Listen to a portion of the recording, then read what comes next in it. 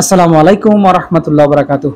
আজকে যাই হোক এখানে একটা ছোটখাটো প্রোগ্রাম ছিল আমাদের গুরুমা রিনা আপার বাসায়। এটা হলো রায়েরবাগ যাত্রাবাড়ি। তো আপনারা জানেন যে জনগোষ্ঠী নিয়ে কাজ করা আমার জীবনের স্বপ্ন সাধনা।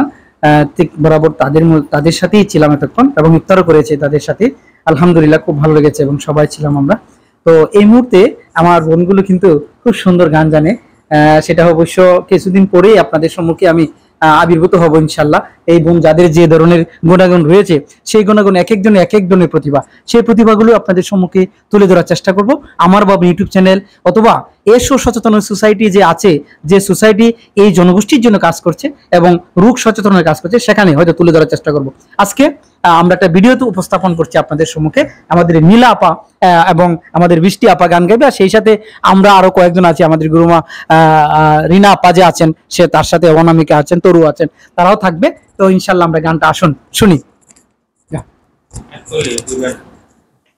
আছি গো ডুবে আমি পাপেরি সাগরে, না জানি কি হবে ও পারে হাসরে, মুসিবত না পাই যদি,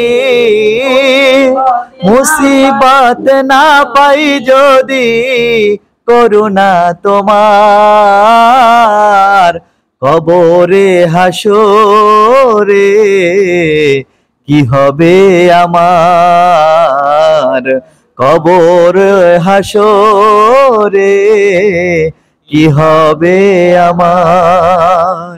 আছি গো ডুবে আমি পাপেরি সাগরে, না জানি কি হবে ও পারে হাসরে, মুসিবত না পাই যদি, মুসিবত না পাই যদি করুণা তোমার,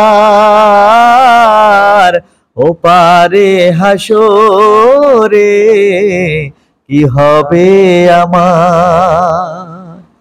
আল্লাহি আল্লাহ জিকির করো, নামাজ রোজা কালিমা এই মিশে দুনিয়ার